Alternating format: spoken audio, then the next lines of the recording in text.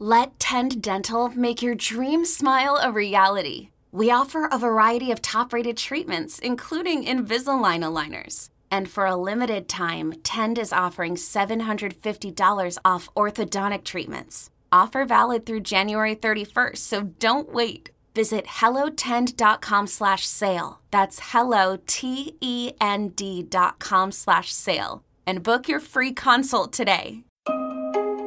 This is a Vault Studios production. Now, the Sheriff's Office is asking for anyone with information in this case to call their lead detective on this. You can also call in tips anonymously to Crime Stoppers. That number is 504-822-1111. September 2017. It's been almost 2 months since Nanette Krentel's life came to a sudden and violent end. Almost 2 months since someone fired a gun into her head and burned her body beyond recognition inside of her home. And over those 2 months, her family's frustration has just grown. Every unanswered question and dead end, adding to an uneasy feeling that something's not right about this investigation, that somehow someone is keeping information from them. But they're determined to get answers, to search for the truth with or without help from investigators, to get justice for Nanette. Well, you hate to see anybody go through any type of loss of a loved one, and it's only compounded when you don't know, you don't have answers. For Vault Studios and WWL TV, I'm Katie Moore. This is Beyond Bardstown, Lacombe. So talk to me about how you got involved in the Nanette Krentel case. Kim is our county attorney, and I've dealt with her on a lot of cases. And in Nebraska, the county attorney is also the coroner. So we've done a lot of what I would refer to as generic death cases together. This is Doug Johnson. He spent most of his career investigating homicides. He mentions he's worked with Nanette's sister Kim in the past. She's actually a prosecutor back in Sioux City. She asked me if I knew of a pathologist that would be willing to basically do a private autopsy. And I worked with Dr. Bennett for years. So I called him. He was interested in the case. They got a hold of him and set it up. Enter Dr. Thomas Bennett, a forensic pathologist with ties to Nanette's family in the Midwest. I knew Kim Watson, Nan's sister, but not very well. But I knew Doug Johnson, an investigator that worked real closely with Kim, and Doug and I have been working together, friends for years, decades, and just respect him so highly. He said, "Doc, I need some help." You got it. What do we need? And you're an expert at this. I mean, let's talk about your background a little bit, because not only are you a forensic examiner, right? Right. But your expertise is in fire damage. A lot. I've been involved in many of them. I consult around the country and even out of the country on motor vehicle crash cases with fires, plane crashes with fires. I do a lot of work in that. I've been at this over 40 years. So you've seen a lot of things, especially in terms of damage caused by fire and what the impact is on a human remains. I've done over 12,000 autopsies and testified in court. Dr. Bennett and I worked together on a lot of cases, and there's a lot of banter, a lot of conversation, a lot of just discussion. And obviously he has the medical background, and I've got more of the law enforcement background. It's nice to have someone to consult with. You'd like to have another forensic pathologist, but when I do cases here, Doug was like the foil to bounce things off of. Because of his extensive experience in Absolutely. Death investigations. Absolutely. He is very knowledgeable. I think I was listening to you a little while ago. He teaches, and he teaches well. He gets the students involved, but he knows of what he speaks. Dr. Bennett agreed with the family that another autopsy could give them additional insight into how Nanette died. Think like 6 blind men and an elephant. You know, if you don't see everything, you get a wrong impression. So, you know, the 6 blind men with the elephant, one thought it's a tree, one thought it's a snake, one thinks it's a rope, one thought it was a wall. If you can see everything, you get a much more complete picture. So in September 2017, Nanette's family hires the 2-person team they believe might be able to unravel the mystery of Nanette's death. It is a little unusual to have a undetermined case, for that long. They had yet to declare the manner of death, which would be homicide, accidental, suicidal, or whatever. Mm-hmm. And that's why she wanted a second pathologist. On September 11th, 2017, Dr. Bennett and Doug Johnson traveled to Louisiana to perform yet another autopsy on Nanette Krentel's remains. The next day, on the morning of September 12th, 2017, they arrive at the St. Tammany Parish Coroner's Office. It just so happens to be in Lacombe. This will be the third autopsy performed on Nanette's remains. The first one done the day after the fire, and as we'd later learn, the second one also performed at the request of the local coroner, Dr. Charles Preston. Additionally, reconstruction work was done on Nanette's skull at Louisiana State University. There's a very nice office down there in St. Tammany Parish. Her remains were there. Think about the dynamic here. Bennett and Johnson are two independent experts hired by Nanette's family to come in and take a look at an autopsy that's already been done twice by the local coroner. You can imagine how that might play out. And with that in mind, they realize right away that they're not going to get full access to everything they want. We found that we were allowed to look through them, but we couldn't do any documentation. As far as pictures, with some prodding and requesting, they were gracious enough to let us look at the rest of the x-rays and some more of the studies that they had performed. I asked Dr. Bennett if not having access to the body is common in a repeat autopsy like this, to not even be allowed to take pictures or notes. Sometimes. It's frustrating. The reason why is that somebody still has some questions, and you should be able to do whatever you need to answer the questions. The way the rules are written for doing autopsies, you can keep whatever tissues you need for scientific studies, but return everything else. You can do whatever studies you need to, but then respect the body. There were several things we weren't able to do at that time, but we still were able to put a lot of clues together. Now, after they were done with their examination of Nanette's remains and the body was released for burial, shouldn't you have been able to conduct whatever physical exams you needed to do on it? There really wasn't much more we could have done at that point. The real benefit would have been to have reviewed everything from the start, all the scene information, scene photographs. When you do an autopsy, you should document things, the x-rays, the photographs, the report, the microscopics, everything like that then should be able to be reviewed. You gather the facts, offer your opinions. Doing a second autopsy at that point, much had been changed and lost. This episode is brought to you by Progressive Insurance. Whether you love true crime or comedy, celebrity interviews or news, you call the shots on what's in your podcast queue. And guess what? Now you can call them on your auto insurance too with the Name Your Price tool from Progressive. It works just the way it sounds. You tell Progressive how much you want to pay for car insurance, and they'll show you coverage options that fit your budget. Get your quote today at Progressive.com to join the over 28 million drivers who trust Progressive. Progressive Casualty Insurance Company and Affiliates. Price and coverage match limited by state law. One of the things that had been lost by the time Dr. Bennett entered the picture was the possibility of doing swabs for sexual assault. Some of Nanette's family members believed that should have been done the first time around. We didn't see evidence of it, but the only way to rule that in or rule that out is at the time of the first autopsy. The second autopsy, we couldn't. It was too late. Too late. What else had been lost? Many of the fragments around the entrance of the bullet. Mm-hmm. She shot probably somewhere along the right side of her head, above or just behind the right ear, and the shot went out the back left side of her head, back here into the soft tissue of her neck. We didn't get to see the fragments from the entrance wound, so I can't say whether it was contact range or from across the room. Hard to say without that evidence. And those pieces were lost. But it was pointing down, right?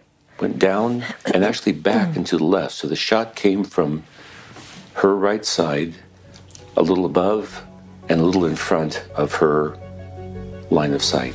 I asked Dr. Bennett again about the photos he requested during that visit, X-ray photos from the first autopsy that could offer new clues, new insight into what happened. He says they were not given the opportunity to see them. I don't know what rules Dr. Preston was constrained by. You know, he was guarding things. Mm-hmm. And understandably, he didn't know me. I didn't know him very well. I came in there basically to just try and get as much offer help, whatever I could. A second set of eyes is often so refreshing. Early on, my sources were telling me some investigators believed Nanette killed herself. Nanette's family says they think that is a thorn in the side of the investigation, one that was already festering the day of Dr. Bennett's autopsy. Based on the angle of the gunshot wound, is it possible it was self-inflicted? If you look at one bit of evidence alone, you might say, oh, it could be. And so we thought, what rules it in and what rules it out? When you rule something a suicide, you have to be able to conclusively state, more probable than not, that this person succeeded in a purposeful attempt to end their life. Mm-hmm. Is the location of the wound alone something that could happen with a suicide? Yes, it is. 45% of self-inflicted gunshot wounds are to the side of the head. Mm-hmm. So that's a possibility. If you're right-handed, the right side, left-handed, left side, people can sometimes use the opposite side, but that's not much of a clue. But that's the only thing that points to a suicide. With everything else we're dealing with, the scene, the lack of any vital reaction to smoke in the air, so many other factors ruled out the suicide completely.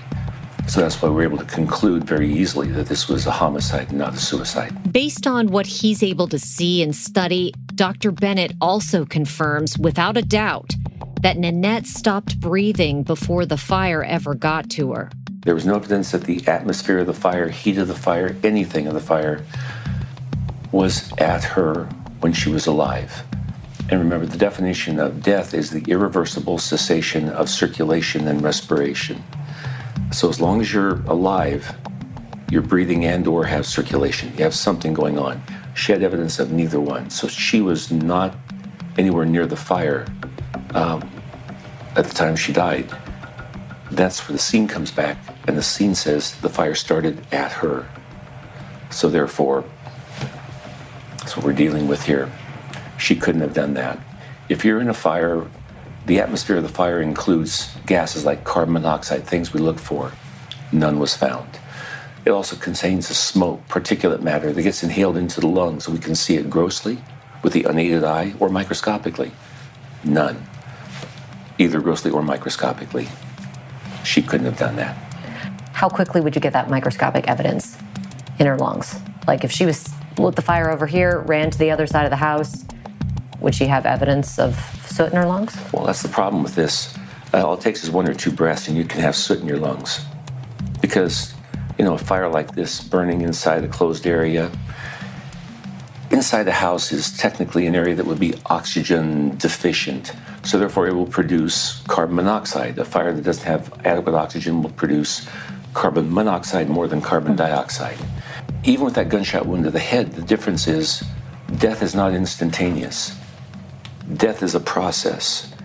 If you have complete cessation of breathing, you still will have circulation for a period of 5 or 6 minutes, 10 minutes even, witnessed by somebody who's on life support in the hospital and they finally pull the plug.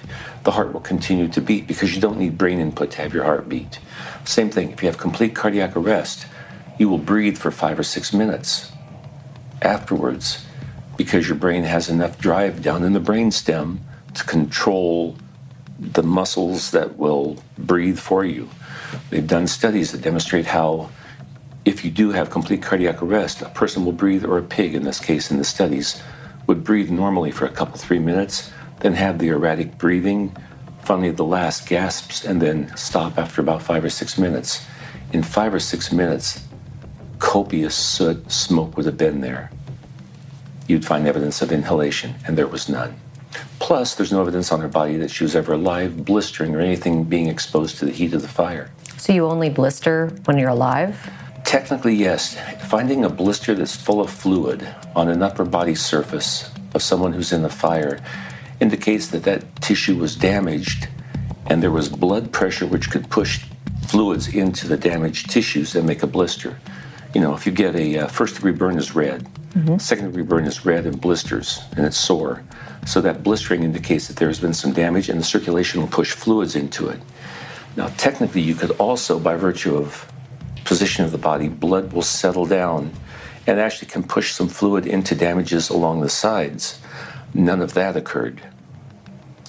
So the conclusion on there is that she was dead long enough that there wasn't even fluid still remaining in a position to make blisters along the edges. The back of her body that was against the floor was not that badly burned. The front was very badly burned. All of her burn injuries were to the front of her body, the exposed areas. She wasn't alive when the fire was reaching her body or the smoke. Something else Dr. Bennett puts in his final report has to do with pooling of blood around her head, or in Nanette's case, the lack of blood in that area. Okay, she had a gunshot wound to the head. A gunshot wound to the head would bleed copiously. You would find a large area around this on the floor. With debris falling around, fires tend to burn up, so any of that blood that would be down there on the floor around her would be still present. It may be altered, could have debris fall into it. It could be dried out somewhat. It could stain the tile, could do most anything. From everything I saw, the pictures, there was no evidence that there was blood around her, that much. And to my questions when I would ask investigators, I didn't get an answer that anyone had looked, so I still don't know what the investigators found. So there's a possibility she wasn't even killed in the bathroom? Very much so. Overall thoughts about what you think happened to Nanette? I think it's pretty clear it's not a suicide. It's a homicide. Who did it? You know, the forensic pathologists rarely can point to who did it, especially with no more evidence than we have. But that's where the good investigation of others really helps out, like what Doug would do and the other folks who have been to the scene and talked to this. In my opinion, she was shot. The fire was set. Could be even hours afterwards, destroying whatever else was present around there. There's a rule we have that says the absence of evidence is not evidence of absence, which means basically the fire can destroy a lot of things, we just don't see them. You can't rule it out, can't rule it in if it's been destroyed. An autopsy can also destroy evidence. So we have to make sure we get things right off the bat. I think she was shot, the fire was set afterwards, we have a homicide. There's one more thing I wanted to ask Dr. Bennett. You'll remember that investigators said they believe she went to McDonald's the morning she was killed. So, wouldn't an autopsy reveal evidence of that meal? I ask if anything was found in her stomach. I didn't see the original autopsy report, but I was told there was a pill. I was told it was also a slow-release type of a tablet, which is most probable. The slow-release tablets have more of a waxy, granular composition, which is how the drugs seep out more slowly, so you don't get them all into your stomach at once. But they also tend to last longer in the stomach. So she had just one pill. No food? No food. And if she had gone to McDonald's that day, how quickly would the food disappear from her stomach? This goes back to a study from an old professor of mine, Earl Rose.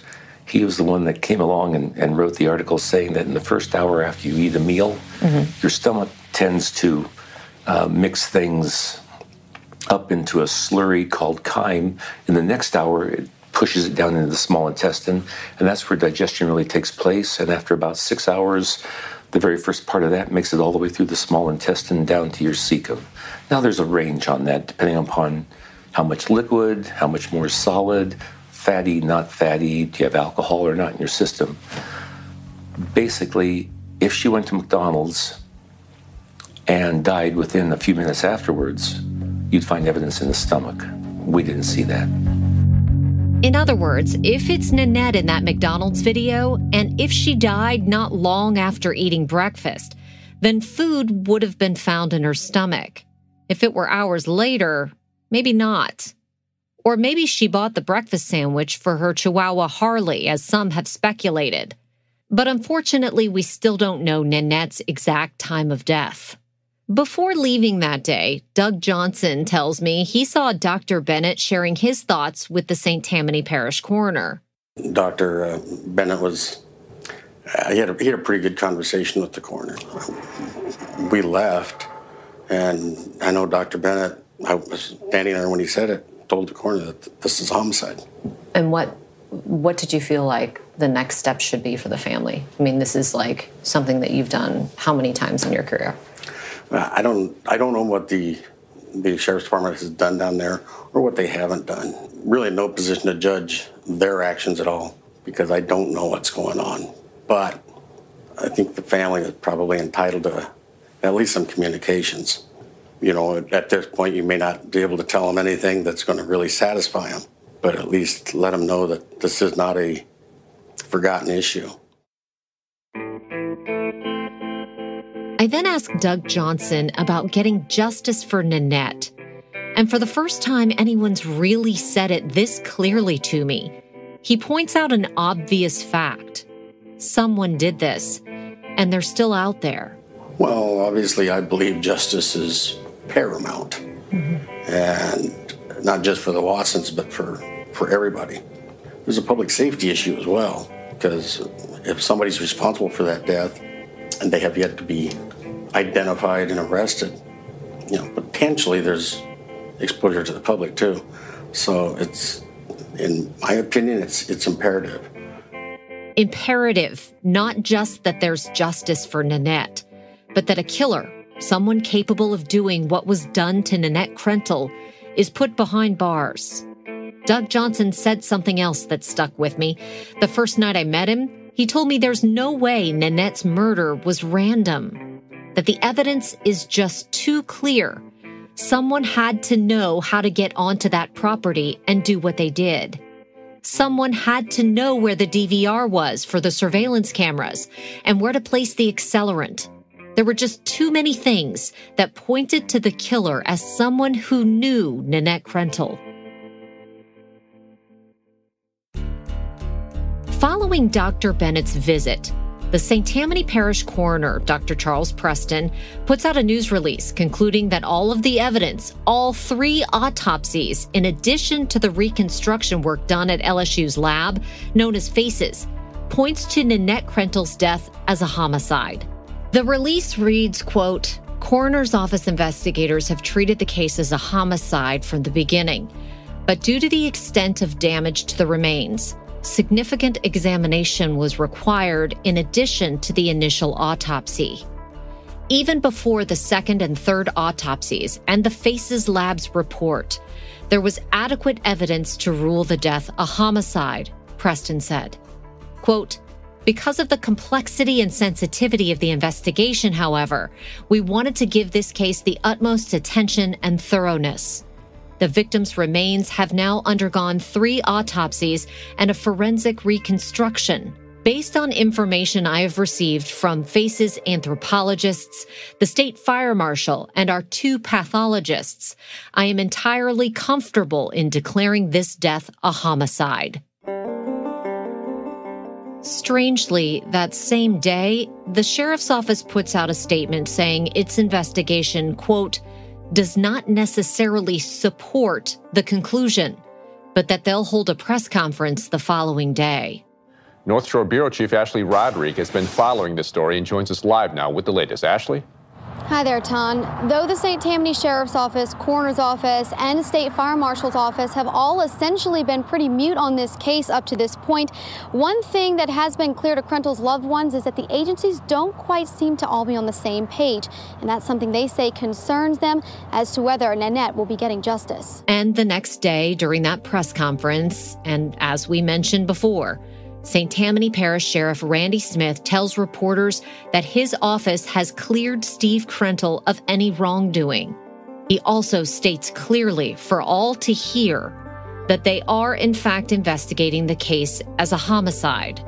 We have worked this case and will continue to work this case tirelessly and aggressively as a homicide, and we have since day one. As you can imagine, it's a statement that must have seemed odd to Nanette's family. After weeks of trying to get anyone to confirm that was indeed the case, that they'd been investigating Nanette's death as a homicide since day one. The following month, in October 2017, the FBI gets involved. Their role, according to the agency, is to assist local investigators. And Steve Krentel seems to welcome the news. I was actually very happy to hear that. I'm glad that the Sheriff's Office is doing what they had promised me from the beginning, and that is pulling out all stops and making sure that every resource that's available to them has been utilized and is being utilized. I'm looking forward to them piecing together what happened and trusting that they're doing their job doing that. But as 2017 winds down and 6 months pass after Nanette Krentel's death, there are still no answers, just questions, unanswered questions. Status is still ongoing. We're still investigating any and all leads that we get called in. In the months and years after Nanette's death, investigators have been tight-lipped about any developments. But in 2017, Sheriff Randy Smith agreed to answer at least a few questions about the case from my colleague, former WWL TV reporter Ashley Rodrigue. Our detectives are continuously following all leads. We're still getting people that'll call in with information, and we have to check that out, make sure that we follow up and that we're not missing anything.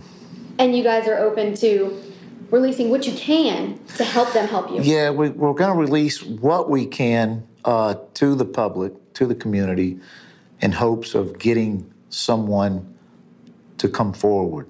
We want someone that has any information regarding this case to come forward. It is still ongoing. It's the only unsolved homicide that we have here in St. Tammany Parish, and we're going to work hard just to clear this one, just like we have the other ones. Okay. We've talked about other agencies being involved, specifically the FBI. One thing that they are working specifically for you guys is regarding the surveillance video at the home, and that's still outstanding, correct? There was a video recorder that was burnt during the fire. Of course, it was very hot. We went through it. We sent it off. We now have it back, and we've sent that back to the FBI. The FBI has it now. Try to analyze it. I'm not sure if they're going to get anything from that because of the badly burnt condition it was in.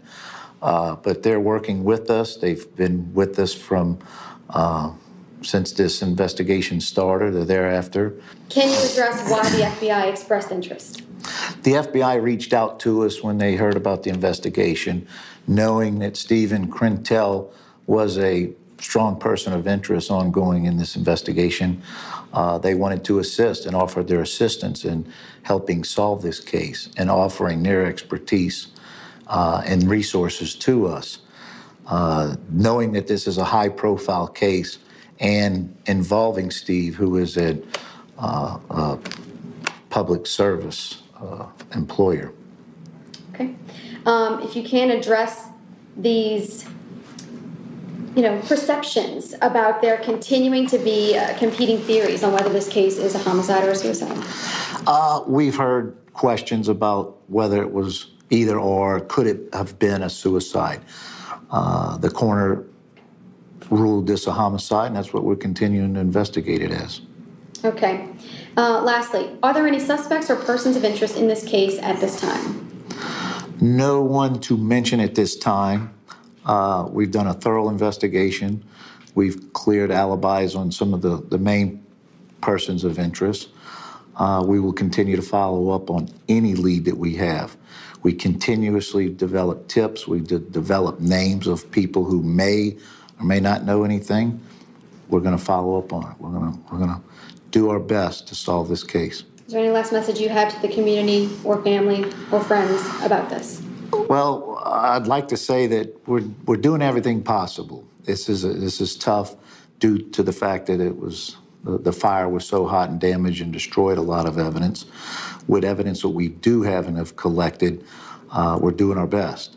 If anyone in our community has any information regarding the Nanette Krentel homicide, please call us. Let us know. But if calls came in, if anything new was happening with the investigation, Nanette's family didn't hear about it. If anything, they felt shut out. Steve Krentel was no longer a person of interest. The sheriff cleared him almost immediately. So who, if anyone, were they looking at?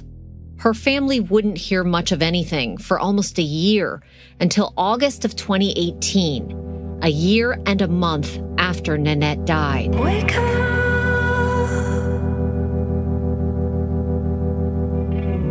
There's a face staring back at me, and I don't like what I see. Next time on Beyond Bardstown, Lacombe. I call you and I tell you that there is absolutely no way I would bet my only child that my sister would never shoot herself. And you tell me that women shoot themselves all the time. They shoot their children, they shoot their husbands, they can possibly shoot their pets. Falling through the abyss. Will you scratch all around me?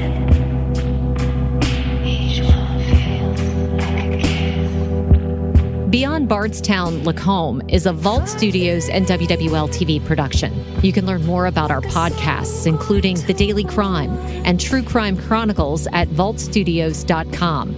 Special thanks to WWL TV News Director Keith Esperos and visual journalist Derek Waldrop. Vault Studios executive producers are Brian Weiss and Will Johnson. Reed Redman is our writer and producer. Richard Humphreys at Tacoma Media in Silver Spring, Maryland, mixes and edits the show. For Vault Studios, I'm Katie Moore.